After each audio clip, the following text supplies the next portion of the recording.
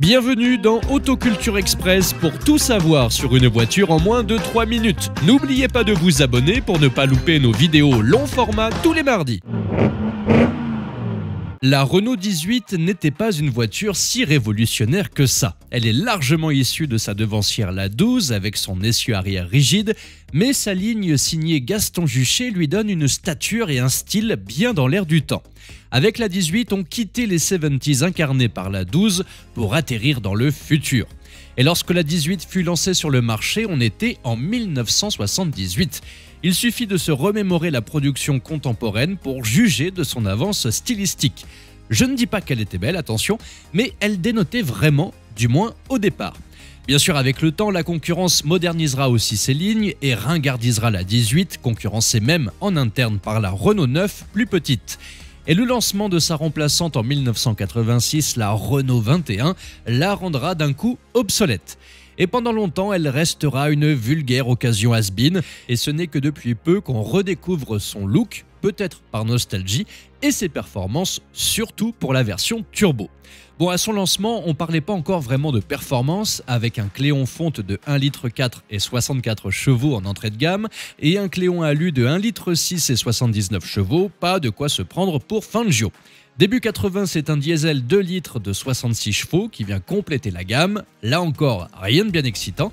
Heureusement, arrive à la fin de l'année 80 la turbo et ses 110 chevaux, puis 125 chevaux à partir de 83.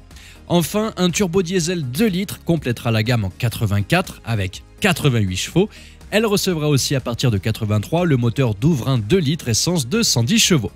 Disponible à son lancement en 4 portes, preuve que Renault ne cherchait pas à choquer sur ce marché conservateur, elle sera lancée en break l'année suivante, en 79. En 83, elle inaugurera une tradition Renault, appelée plus tard Quadra sur les 21 Safrane ou Espace, avec une version 4x4 intéressante à collectionner aujourd'hui. Une version qui se débrouille très bien, même si on ne peut pas la comparer à ses rivales de l'époque, notamment à la 505 d'Angel. C'est en 83 aussi qu'elle recevra un léger restylage qui la modernisera légèrement. Et l'arrivée d'un moteur de 125 chevaux sur la version turbo cette même année constitue la principale amélioration apportée au modèle, par ailleurs opportunément disponible en break dès le millésime 82 et de façon plus surprenante avec une boîte automatique, autant dire une perle rare à dénicher aujourd'hui. Si la nouvelle 21 poussera la 18 à la retraite en France, n'allez pas croire que sa carrière se soit terminée cette année-là. Construite en de nombreux endroits du monde, en Argentine, en Colombie, au Venezuela, au Mexique, en Espagne, en Australie, entre autres, elle restera en production en France jusqu'en 89 pour l'export et jusqu'en 95 en Argentine. Acheter une Renault 18 aujourd'hui ne vous fera pas rentrer dans le monde des collectionneurs avertis et éclairés aux yeux de ceux qui pensent tout savoir, mais elle pourrait bien faire un excellent daily, confortable et robuste, vaste dans sa version break, utile dans sa version 4x4, bref une façon de se démarquer à bon compte en s'offrant un bon gros retour dans les années 80 pour 3 francs 6 sous, à condition d'en trouver une en bon état. Et pour vraiment se différencier, une version USA où elle fut exportée avec ses phares à l'américaine pourrait être une bonne solution.